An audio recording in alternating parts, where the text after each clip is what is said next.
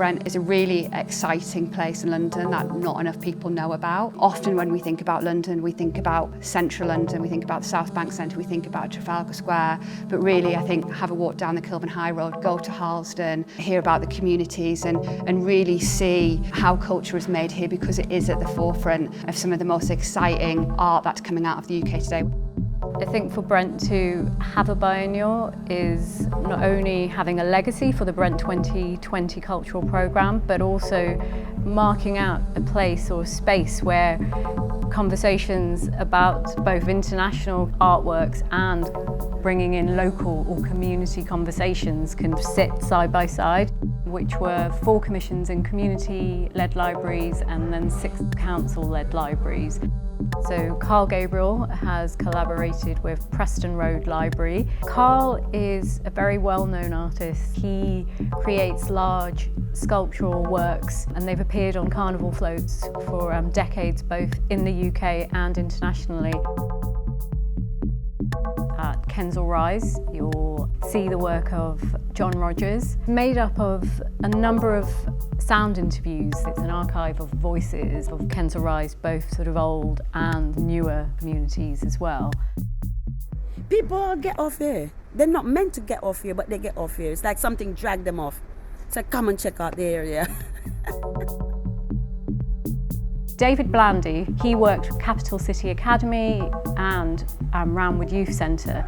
Collectively, they reimagined Harlesden 8,000 years from now. There are large visuals that have been created alongside artwork from young people.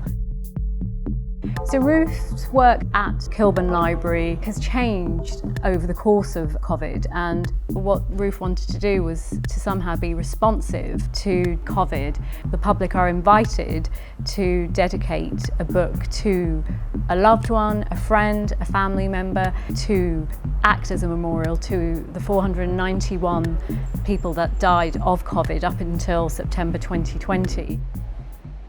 This book is dedicated to Yasmin Beale, who is remembered for spending her whole life looking after everyone, family, friends, neighbours and the school children she's helped over the years. She is deeply missed. We love you, Mum. Dedicated by Krishna Halai. What Rasheed has done for this iteration for Wealdstone Green Library is to create sculptural work so it's the size that children can handle, and the idea behind that is it's a sculptural work that's always in a state of flux and being moved around and changed. Another artwork is Imran Qureshi's work, which is in Ealing Road Library. These huge kind of beautifully painted banners and scrunched up pieces of paper that are all kind of throughout the library, and also a collection of kind of miniature paintings that Imran Qureshi's done.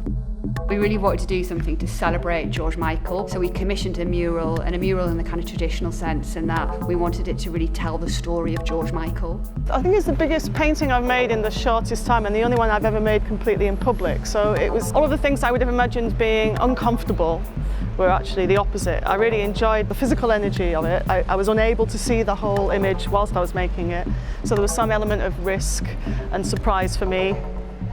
P.O. Abad's mural is in 2 parts, and it's a memorial to these objects that remind people of their migration.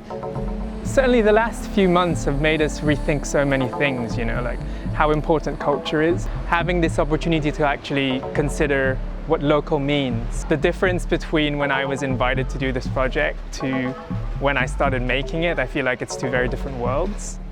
And then another example is artist Abbas Zahidi and 3,000 soft drinks which are going to be available to buy. The Culture Fund is a grant that Brent 2020 have given to creatives based in Brent, and there's over 6 artists and collectives that have also been involved in that particular strand, which we've also brought into the visual arts programme. So rethinking where art can be seen, but also how civic spaces that are active can be brought together. This project has been done as part of our learning programme, and we predominantly work with boosting the well-being through arts activities, and in this case our photography project. I think the end result is in our pictures and in the friendship and the bonding that we've created. The positive memories is like, like when you're homeless and you like everything's on your shoulders. And now I'm so happy, I'm proud, becoming more than the way I am now. Action Space is a charity that works with people with learning disabilities. We work to help them develop their voice as artists. Very much a participant-led approach, and you can see from the work that they're doing, it's just been an incredible journey for them.